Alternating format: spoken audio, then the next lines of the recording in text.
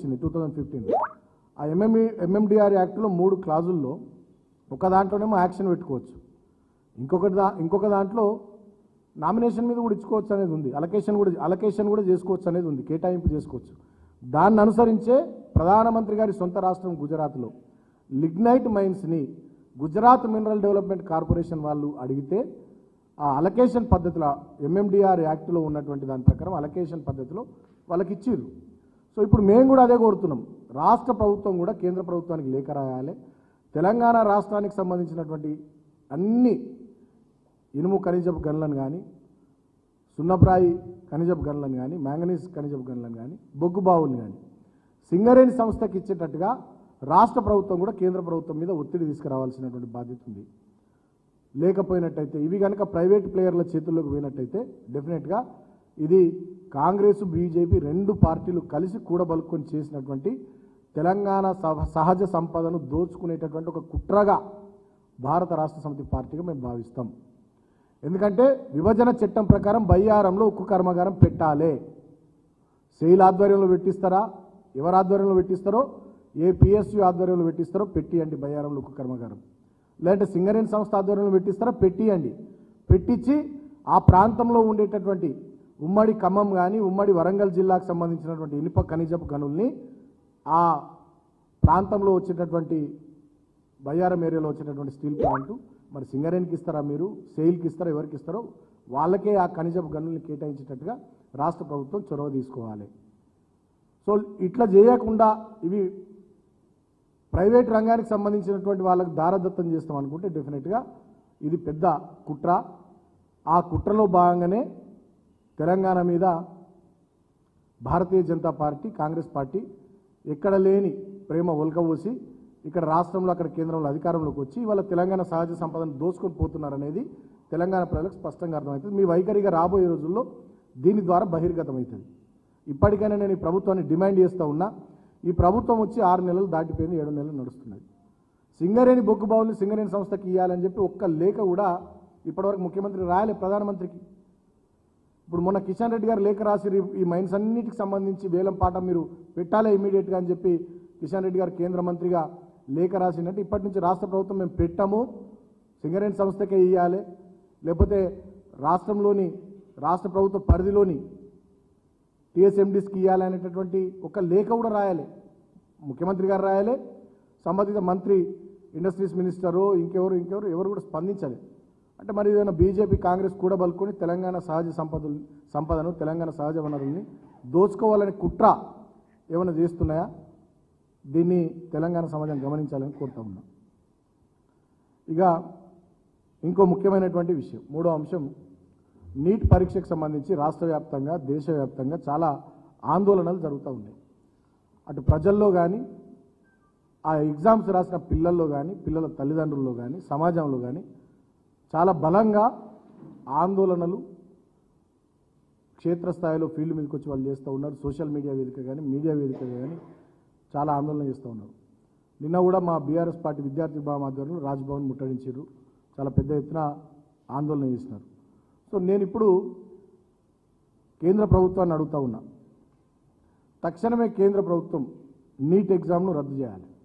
రద్దు చేయడమే కాదు, వెంటనే ఎక్కడనైతే బీజేపీ పరిపాలిస్తున్న రాష్ట్రాలు బీహార్, గుజరాత్ లాంటి రాష్ట్రాల్లో 30 లక్షలకు 40 లక్షలకు ఈ పేపర్లు అమ్ముడు పోయినాయి బహిరంగ మార్కెట్లో అని వార్తలు వచ్చినాయి. అక్కడ కొంతమందిని అరెస్ట్ చేసినట్టుగా కూడా తెలుస్తూ ఉన్నది. తక్షణమే మరి దీంట్లో ఈడీని కూడా ఎంటర్ చేయాలి. తెలంగాణలో ఏదో గొర్రెల పంపిణీ మేము గత ప్రభుత్వం చేస్తే ఆ లబ్ధిదారులు ఆ గొర్రెల్ని కిందికి అమ్ముకున్నారని చెప్పి ఇక్కడ ఈడీని ఎంటర్ చేశారు బీజేపీ వాళ్ళు, కేంద్ర ప్రభుత్వం రాష్ట్ర ప్రభుత్వం కలిసి. అంటే ఒక గొర్రెని అమ్ముకున్న లబ్ధిదారుని మీదకి ఈడీ వచ్చే ప్రయత్నం చేసింది. ఆ గొర్రెల పంపిణీలో ఆనాడు ఆ కార్యక్రమంలో పాల్గొన్న అధికారుల మీదకి ఈడీని ఇక్కడికి పంపించినటువంటి కేంద్ర రాష్ట్ర ప్రభుత్వాలు కలుసుకొని మిలాఖత్ చేసినటువంటి ఆ ప్రయత్నము మరి 30 లక్షలకు 40 లక్షలకు బహిరంగ మార్కెట్లో నీట్ పేపర్లు బీహార్, గుజరాత్లో అమ్ముడు పోయినాయి అని చెప్పి వివరాలు బయటకు వచ్చి కొన్ని అరెస్టులు జరిగిన తర్వాత నేషనల్ మీడియాలో, సోషల్ మీడియాలో విపరీతమైనటువంటి వార్తా కథనాలు వచ్చిన తర్వాత కూడా ఈడీ ఎందుకు ఎంటర్ అవుతలే, ఇది ఈడీకి ఎందుకు కనబడతలే, ఇక్కడ ఒక గొర్రె అమ్ముకుంటే కనబడ్డటువంటి సందర్భంలో ఈడీకి, కేంద్ర ప్రభుత్వానికి, రాష్ట్ర ప్రభుత్వాలకు మరి అక్కడ 30-40 లక్షలకు ఒక పేపర్ అమ్ముకుంటే ఈడీ ఎందుకు ఎంటర్ అవుతలే? లక్షలాది మంది విద్యార్థుల జీవితాల్ని పణంగా పెట్టేటట్టు, బలి పెట్టేటట్టుగా కేంద్ర ప్రభుత్వం దుర్మార్గంగా వ్యవహారం చేస్తే ఈ రాష్ట్ర ప్రభుత్వం ఇక్కడ ఉన్నటువంటి కాంగ్రెస్ ఎంపీలు కానీ, కాంగ్రెస్ మంత్రులు కానీ, కాంగ్రెస్ పార్టీ వాళ్ళు కానీ ఎవరేం మాట్లాడరు. ఆనాడు మేము ప్రభుత్వంలో ఉంటే 1-2 సెంటర్లలో ఏదో బయోమెట్రిక్ సిస్టమ్ ఫాలో కాలేదు గ్రూప్ 1 ఎగ్జామ్లో అని చెప్పి కోర్టు జడ్జిమెంట్ ఇస్తుంది గ్రూప్ 1 పరీక్షను రద్దు చేయాలని చెప్పి. మొత్తం వీళ్ళంతా ఆందోళన చేస్తారు ఏదో జరిగిపోయిందని చెప్పి. ఇవాళ ఇంతమంది లక్షలాది మంది భారతదేశం మొత్తంలో కూడా ఇబ్బందులు పడతా ఉంటే మరి ఏ కోర్టు కూడా జోక్యం చేసుకొని పరీక్షను రద్దు చేయాలని చెప్పదు. ఎక్కడ కూడా కాంగ్రెస్ వాళ్ళు రోడ్ల మీదకి వచ్చి నిరసనలు తెలిపారు. ఏదో తూతు మంత్రంగా నిన్న ఏదో ఒక షోలాగా ఏదో చేసి కొంతమంది వెళ్ళిపోయారు తప్ప ఆ సీరియస్నెస్సే కనబడతలేదు. అంటే బీజేపీ కాంగ్రెస్ రెండు మిలాఖత్ అయినాయా? ఇవాళ నేను ఈ ముఖ్యమంత్రిని కూడా కోరుతా ఉన్నా, ఇవాళ నీట్లో రాష్ట్రం మనం ఎంబీబీఎస్ సీట్లలో 15% ఓపెన్ కోటా అని చెప్పి దేశమంతా మన సీట్లు పోతున్నాయి. తర్వాత పీజీ సీట్లలో 50% ఓపెన్ కోటా అని చెప్పి దేశమంతా మన పీజీ సీట్లు పోతున్నాయి. ప్రభుత్వ మెడికల్ కాలేజీలలోనే ఈ సిస్టమ్ ఉండడం వల్ల, తెలంగాణ రాష్ట్రంలోనే ఎక్కువ ప్రభుత్వ మెడికల్ కాలేజీలు ఉండడం వల్ల మన వైద్య విద్యార్థులకు నష్టం జరుగుతుంది. కాబట్టి దీన్ని కూడా సరిదిద్దే విధంగా మన రాష్ట్ర ప్రభుత్వం కూడా ఒక ఆలోచన చేయాల్సినటువంటి అవసరం ఉంది. మరి దాని గురించి ఏమైనా ఆలోచన చేస్తుర్రా? ముఖ్యమంత్రి ఏమో ఎంసీహెచ్ఆర్డీలా కోట్ల రూపాయలు ఖర్చు పెట్టి కొత్త బిల్డింగ్లు కట్టించుకుంటుందట.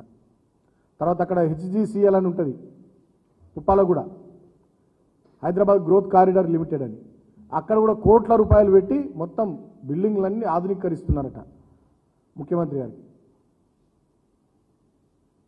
ఇక్కడ వైద్య విద్యార్థులకు నష్టం జరుగుతూ ఉంది.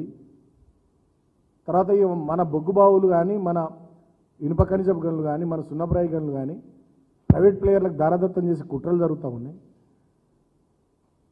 నీట్ ఎగ్జామ్కి సంబంధించి లక్షలాది మంది విద్యార్థులు వాళ్ళ తల్లిదండ్రులు ఆందోళన పడుతూ ఉన్నారు. వీటి మీద ముఖ్యమంత్రికి శ్రద్ధ లేదు, ఈ రాష్ట్ర ప్రభుత్వ పెద్దలకు శ్రద్ధ లేదు, మంత్రులకు.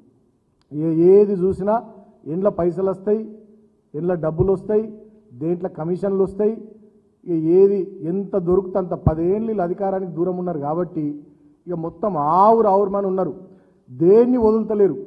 బీరు నుంచి మొదలుకొని బారు దాకా పబ్బు దాకా ఇక్కడ వదులుతలేరు. ఇక టీఎస్ నుంచి టీజీకి తీసుకొచ్చి ఆ నెంబర్ ప్లేట్ల భాగవతం నుంచి మొదలుకొని ఆర్టీసీ బస్సులో టికెట్ల దాకా దాంట్లో వదులుతలేరు. ఇక ఇసుక నుంచి మట్టి, ఫ్లై యాష్, మన్ను, దుబ్బ దాంట్లో వదులుతలేరు. ఇక హైదరాబాద్, రంగారెడ్డి చుట్టుపక్కల భూములు వీటిని వదులుతలేరు. ఇక ఇంకా కొన్ని రోజులైతే ఇక పంచభూతాలను వీళ్ళు వదిలేటట్లేరు. భయమవుతుంది అసలు రాష్ట్ర ప్రజానీకానికి. 6 నెలలు కాలే ఇలా ప్రభుత్వం వచ్చి అన్నిట్లలో ఏలు పెట్టి ఇంత ఘోరంగా అవినీతికి తెగబడ్డరు, దారుణంగా దుర్మార్గంగా ప్రవర్తిస్తూ ఉన్నారు. ఇప్పుడు రైతులకు విత్తనాలు లేవు, ఎరువులు లేవు, రైతు భరోసా లేదు, రుణమాఫీ లేదు. మా మహిళా